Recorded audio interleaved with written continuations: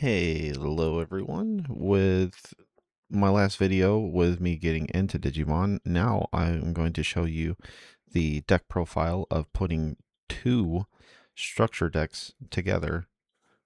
So without further ado, we'll start with the eggs. Obviously, it's going to be for the Kekomons. The Kekomons are good for the inherited effect because when attacking by trashing the bottom face down card from under one of your tamers, you can digivolve into a glowing dawn trait Digimon from your hand with the cost reduced by 2. So that's obviously the best egg for now to be able to digivolve into a bunch of things. But now we're off to the main deck. And lo and behold, the starter of everything is Gekomon. So with how these are, if you are new, you go by this instead of that, because this right here just shows you that you can put it on any green and only green. Down here, it lets you know that it's a glowing dawn trait specific, which is how you get by the color bypassing.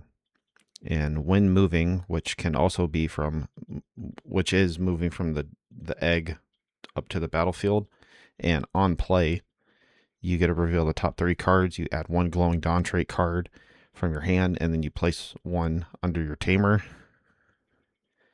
and it gives you piercing. And we got 4 of those. And then we're doing 4 of the Leelmon. It also has a 0 cost trait on Glowing Dawn. And when this Digimon would Digivolve, you get to reduce the Digivolution by 1. So your level 4s will be 1 cheaper. And it also gives you Barrier, which you trash your top security to prevent it from being deleted.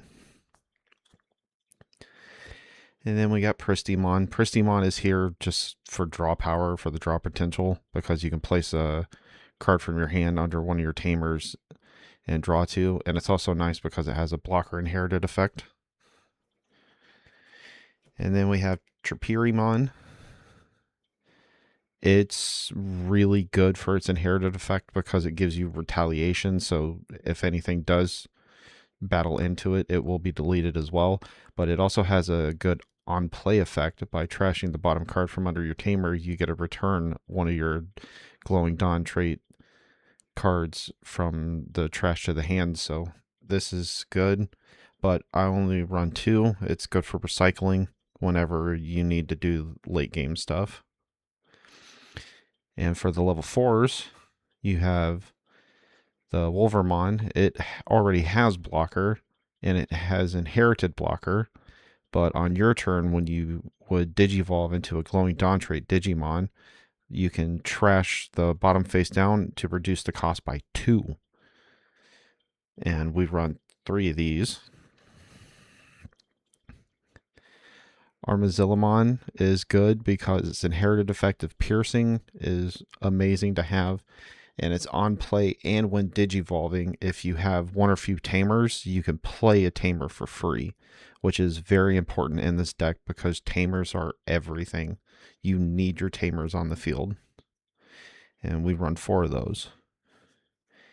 And then we also run 4 Cougarmons.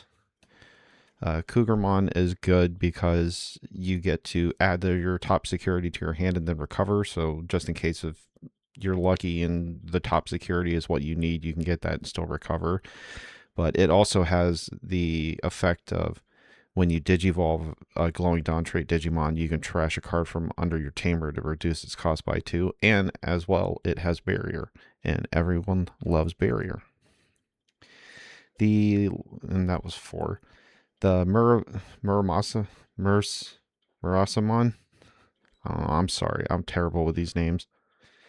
This is good because it has Alliance. Alliance is nice. It's always good to do 2 checks, increase your DP with another Digimon.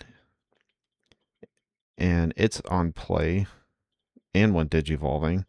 One of your opponent's Digimon gets negative 5,000 DP for the turn, which is good if you can, by the game mechanics, delete them from making them lose the DP. But if it's your turn, you can trash a face down card from under one of your tamers, and then you can play or use, which is a very specific keyword for very obvious cards,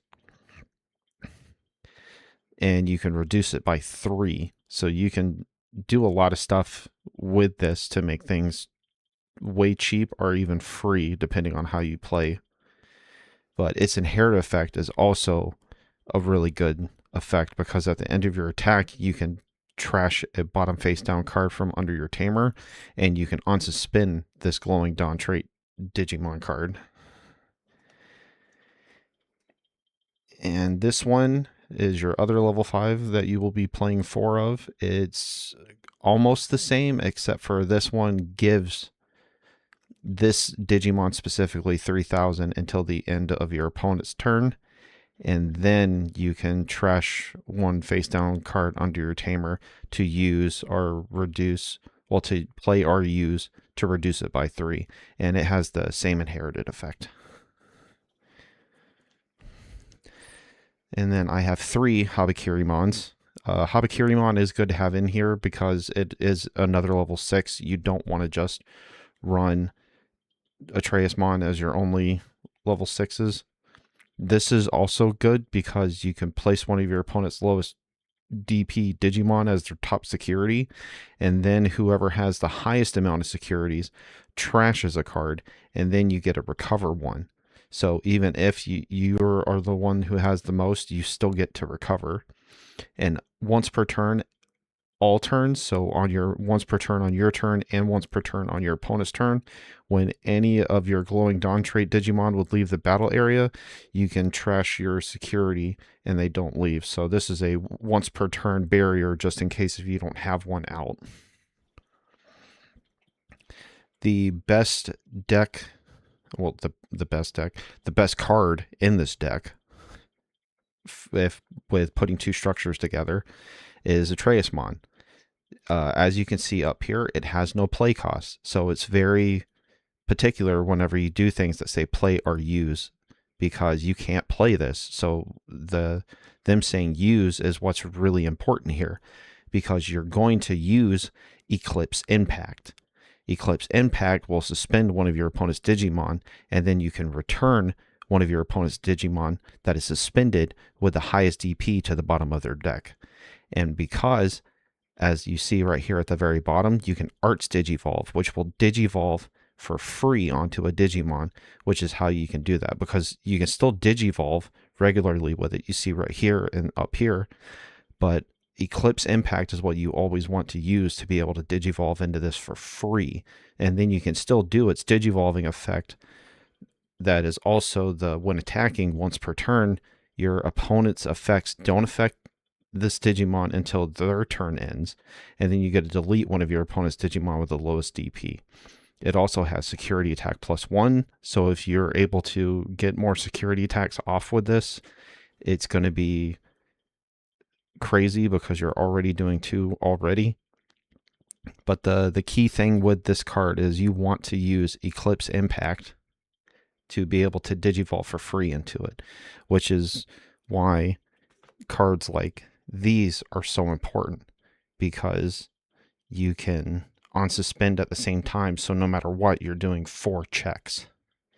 And with this, since it says play or use, you're reducing this by 3, so you're playing it for 2 or less depending on what route you go to do it. And this is a very important card, so obviously you're playing 4 of.